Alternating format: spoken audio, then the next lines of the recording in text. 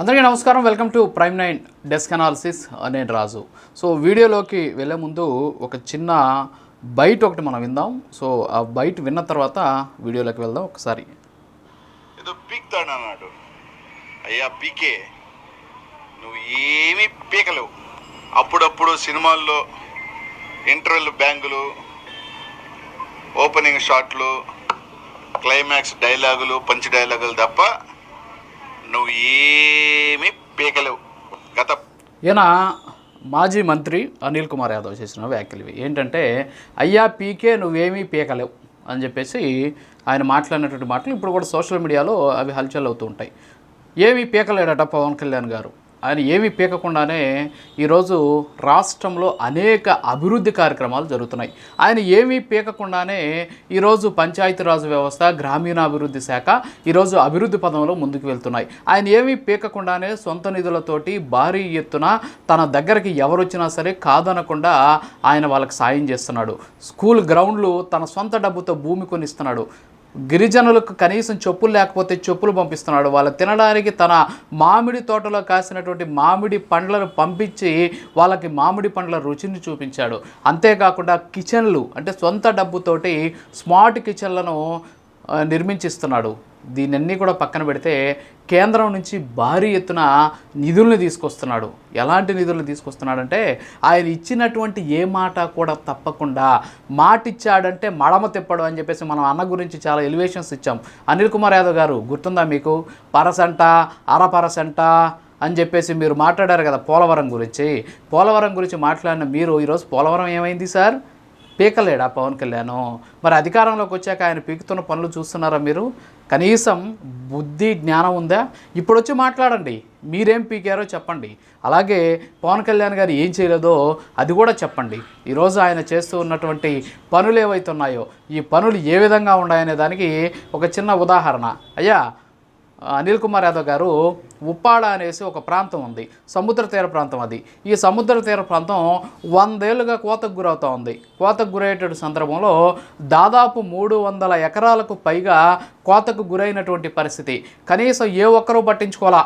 ఎప్పుడు కోతకు గురైన ఇళ్లకు ఇల్లు, గ్రామాలకు గ్రామాలు కూడా ఇబ్బందులు పడినటువంటి పరిస్థితులు గతంలో ఉన్నాయి. మనం గతంలో చేసాం ఒక మంత్రిత్వ శాఖకి. అప్పుడు ఏదో పర్సెంట్, 1% అని మనం మాట్లాడాం కదా.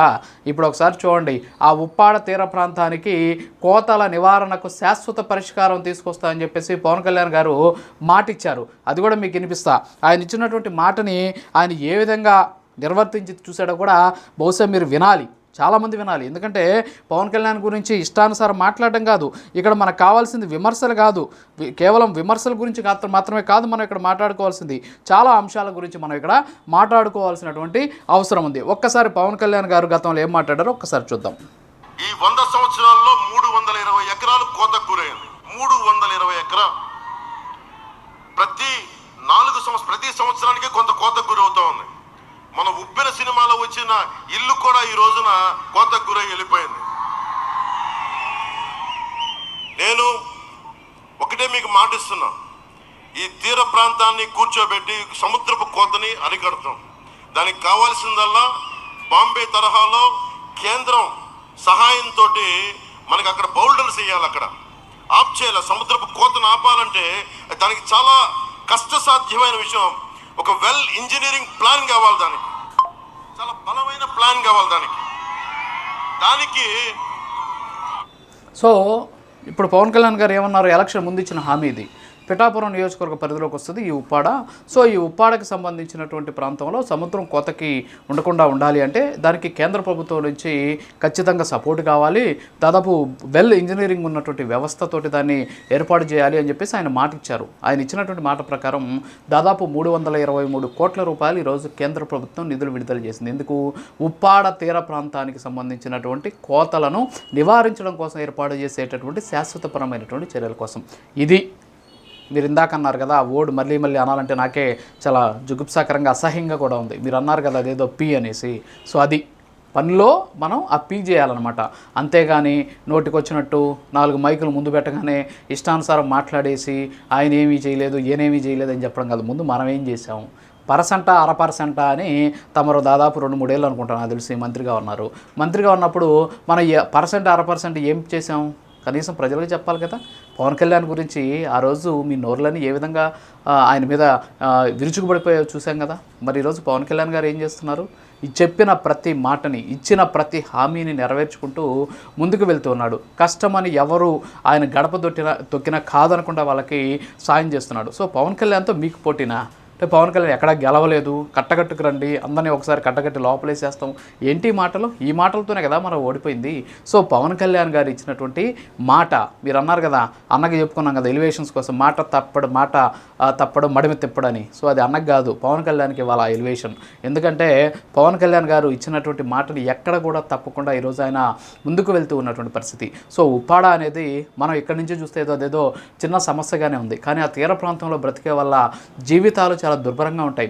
ఎప్పుడు కోతకు గురవుతుందో తెలియదు, ఎప్పుడు ఇల్లు కూలిపోతుందో తెలియదు, ఎప్పుడు సముద్రం వచ్చి పడుతుందో తెలియదు. ఇలాంటి పరిస్థితుల్లో ఆ తీర ప్రాంతం అంతా కూడా మినుకుమంటూ, అంతేకాకుండా భయం గుప్పిట్లో బ్రతుకుతూ ఉంటుంది.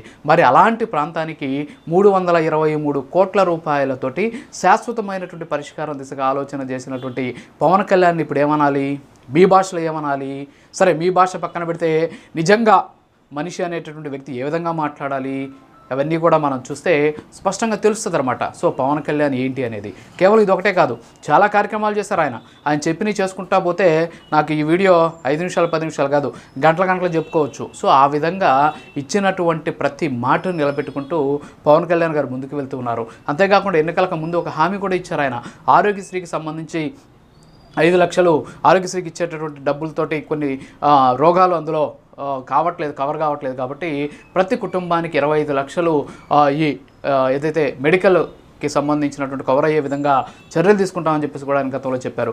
ఆయన చెప్పినట్టే ఇప్పుడు ఒకరికి 5 లక్షల లెక్కన కుటుంబానికి 25 లక్షలు ఈరోజు ఈ మెడికల్కి సంబంధించినటువంటి ఇన్సూరెన్స్ చేస్తామని చెప్పేసి కూడా ప్రభుత్వం ప్రకటించినటువంటి పరిస్థితి, దానికి అనుగుణంగా కసరత్తు చేసినటువంటి పరిస్థితి. సో ప్రజల గురించి ఆలోచించాలా, అంతేగాని పార్టీ గురించో పార్టీ అధినాయకుడి మెప్పు కోసమో మన నోటికి వచ్చినట్టు మాట్లాడేస్తే అధినాయకుడు చూస్తూ ఉంటాడు, సో ఆయన తీసుకొచ్చి మనల్ని కౌగిలించేసుకొని పదవులు ఇచ్చేస్తాడు అనేటటువంటి ఆలోచనతోనో మనము రాజకీయాలు చేయకూడదు. మనకు అవకాశం ఇచ్చింది ప్రజలు, సో ప్రజలకి మేలు చేయాలి, ప్రజలకు న్యాయం చేయాలి, ప్రజల సమస్యలకు పరిష్కారం చూపించాలి.